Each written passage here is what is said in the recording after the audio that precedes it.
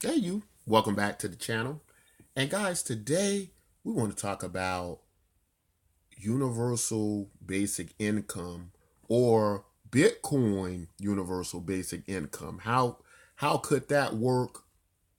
Will it work? Are we crazy enough to attempt it? And so let's get into that a little bit. So this isn't a new concept. Even before cryptocurrency, people were interested in universal basic income, and of course the these continual arguments about why it wouldn't work or why it could work. And of course, then with the invention of the blockchain, there were experiments with it. Um, and in recent news over the blockchain, EOS has planned a strategy. I think it's still theoretical. I don't know if it's going to actually happen, where they would use their EOSIS inflation and use that as universal basic income. So let's talk about how we're going to attempt it and why we think we're going to be the most successful at it and where we're going to get the money. So if you watch the channel, or if this is your first time watching it, but you're interested in universal basic income, this is the episode for you.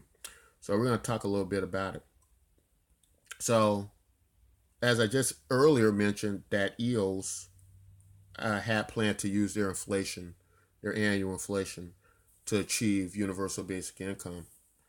Uh, our approach is going to be significantly different.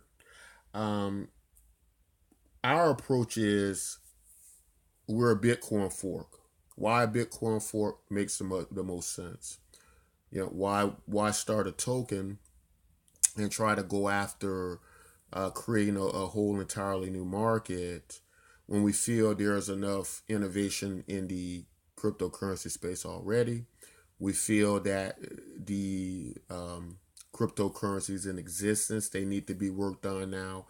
Uh, some of them never needed to be invented, in our opinion, and there are some that have really good use cases, and but need some tweaking, need some work. Our focus is on Bitcoin. A lot of Bitcoin wallets already, probably 30, 50 million or so. Um, and so forks are the way to go in this. So one dilemma we were having, or one option we had chosen, was that what generally happens in forks is, many well know, there is a point at which the fork occurs, and it occurred at a specific block. When that happens, there's a snapshot taken, and so you know who held what of the other tokens, so that they can receive these new tokens with the new way forward. Because that's basically what a fork is. A fork is a new vision forward. It is not the same vision. If it were, their fork would have never occurred. Um, and so that's how that's done. Now, what happens is there are these dormant accounts. There's accounts where, God forbid, maybe people died, maybe people forgot their password, whatever the case is. These tokens are pretty much gone forever, or locked away. They can never be used.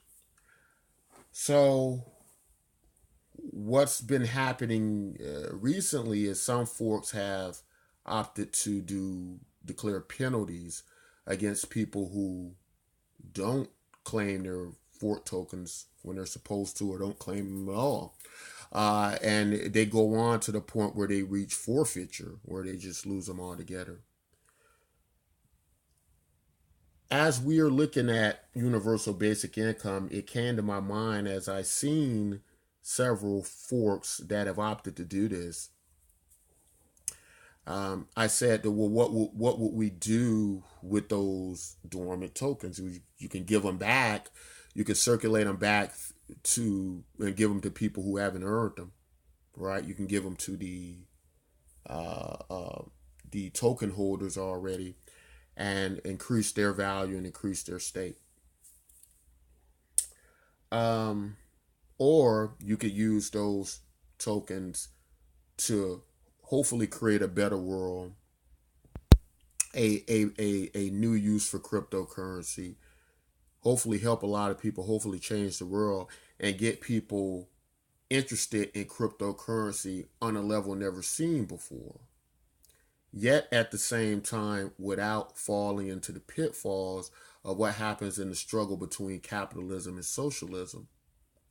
If we look at purely universal basic income based coins, they don't do well. They don't really have a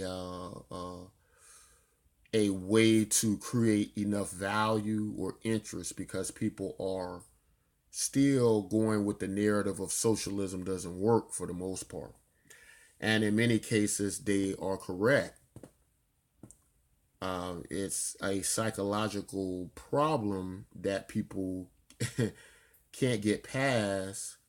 Even if it did work, I think how we're wired will prevent many of us from getting to experience the many opportunities it could bring. The thing is, Bitcoin MYK is not purely a universal basic income coin, nor was it ever meant to be, nor do we think it would be a good idea. However, we do feel an approach similar to what EOS has proposed of using percentages of whether it be their earnings or inflation or whatever the case is to fund universal basic income would be very interesting to watch. And if anything was going to work in that way, probably would be some approach like that, in my opinion. Now, how we would achieve this, and this is what we're going to put in motion. So this isn't a theory. This isn't something we're going to put off the next year. We believe our time is now in cryptocurrency. We're not going to spend 2 or 3 years developing things. We're not going to spend months waiting. We're going to put experimental projects into motion right now. Because we haven't built a blockchain, because we have such low overhead, we can go on forever. We're not going to burn out. We're not going to run out of money because we are structured to sustain and to go on. And that's the problem with many other coins. They aren't. That's why they're having to lay off, and that's why they're going under. How we plan to achieve this is, unless we get something akin to the second coming, at some point in time, Satoshi's coins probably won't be claimed in Bitcoin MYK. And so a lot of coins, a great deal of coins, what do we do with that value? We plan to use it to fund our universal basic income project that works with Bitcoin MYK, which is an operation that's going to be is earning now through use of social media, through various uses of advertising, through adopting in a much easier way from attention value. And so for us, it's very easy to put this together and see how it can work. Sometimes the best thing to do is the easiest thing, right? Sometimes the best thing to do is the simplest thing. And so that's what we're doing. That's our approach. As it seems, every other approach in cryptocurrency has been tried up to this point. Why not try this? And so when we're looking at universal basic income, of course, it varies around the world.